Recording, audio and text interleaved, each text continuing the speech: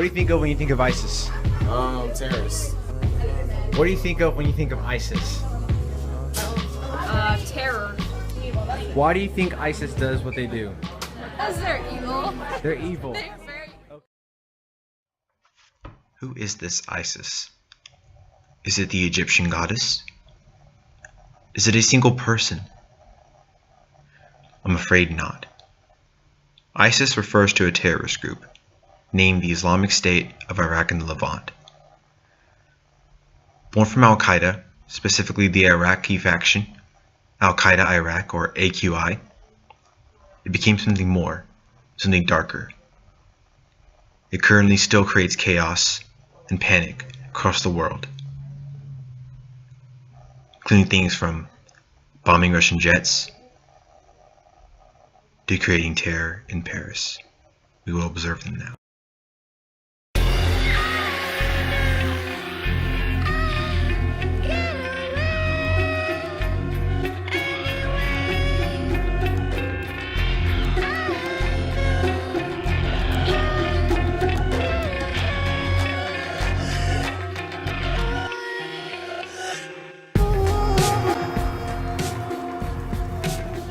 As stated before, ISIS or ISIL is derived from AQI. They are passionate in what they do.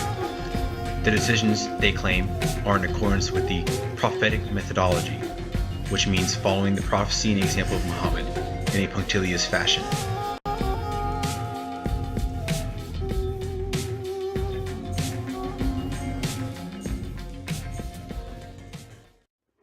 The Islamic State can trace its roots back to AQI, which is Al-Qaeda Iraq. This organization was led by Abu Murab al-Zakari, who was responsible for many bombings, beheadings, and kidnappings after the U.S. invasion of Iraq in 2006. He was killed by American airstrike in 2006, and his position ultimately fell to Abu Bakr al-Baghdadi, who is the current leader of ISIL. Through all of that, ISIL became a separate organization from AQI and Al-Qaeda, and therefore became just another jihadist organization. The main dilemma with ISIL right now is that the Iraqi government is made up of Shia Muslims, and so when ISIL was coming up, and even now, they occupy areas that are made up of Sunni Muslims, and ISIL is also Sunni. So when these Sunni Muslims join this jihadist group, it becomes just merely an ultimate battle between the Shias and the Sunnis, and it just adds.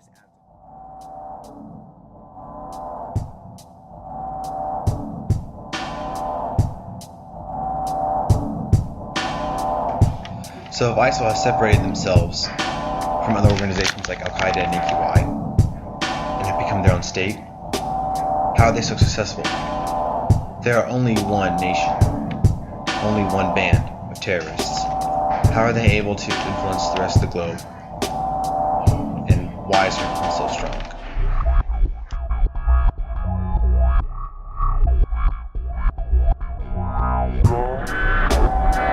In 2014, the CIA estimated that about 30,000 people were part of ISIS, including local supporters.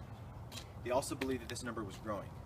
The shocking part about this population, however, is that it in part is due to many foreign fighters traveling across the world to join this jihadist group, including people from France, Germany, Belgium, Holland, Australia, and even the United States. Imagine, people coming to join a group that, due to what they do, takes away people's freedoms and rights to live peacefully and stand peacefully in front of a home, as I am standing right now.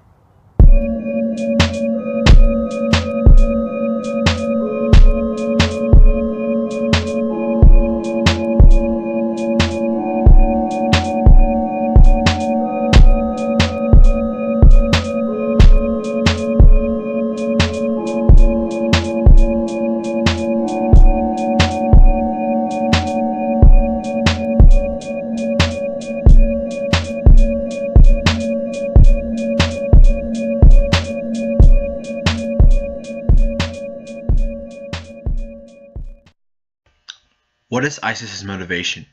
Why do people join them? What did they promise to recruits? Why do they do what they do?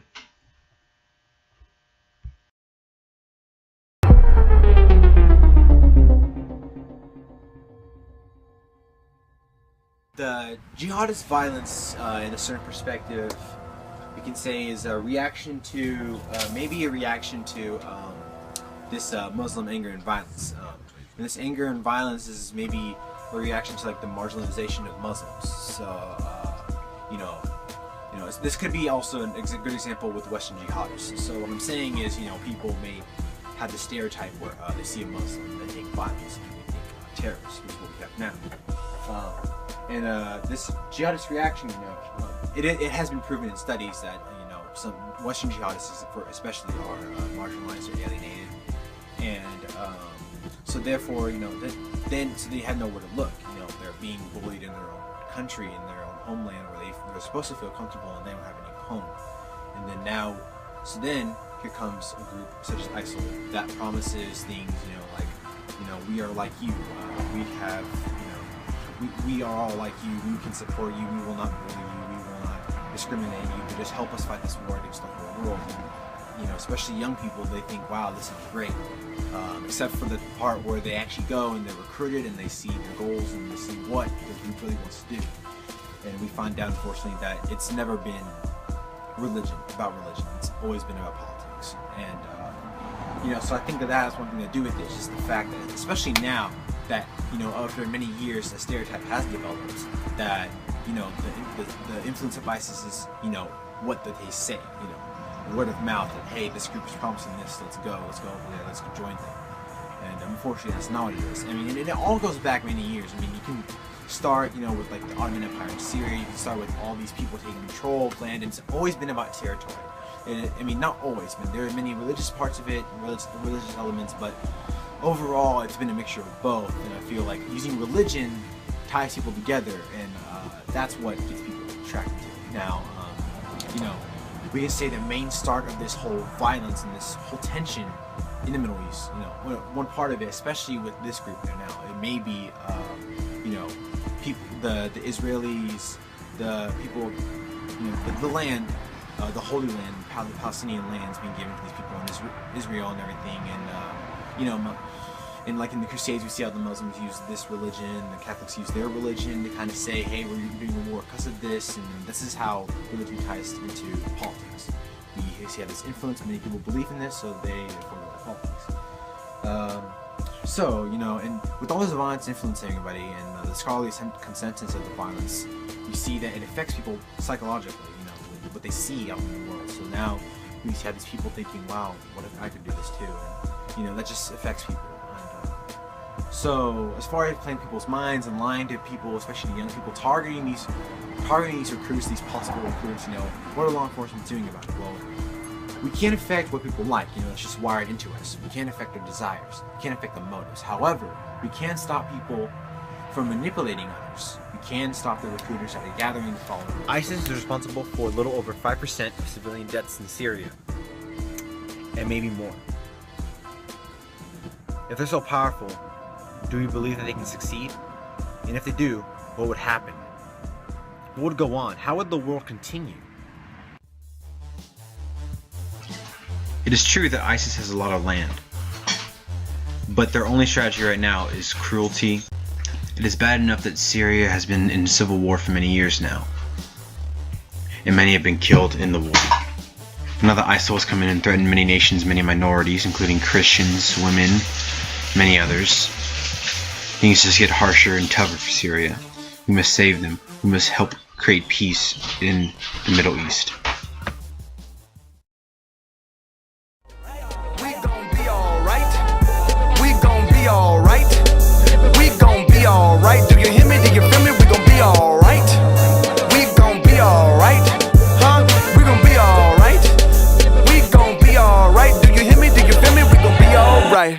And when I wake up, I recognize you looking at me for the pay cut. Bahamas, I be looking at you from the face down. One Mac 11, even boom with the bass down. Scheming, now let me tell you about my life. Painkillers only put me in the twilight. But pretty Benjamin is the highlight. Now tell my mama I love her, but this what I like. Lord knows, 20 of them in my Chevy. Tell them all to come and get me, reaping everything I sow. So my karma come in heaven, no preliminary hearings on my record. I'm a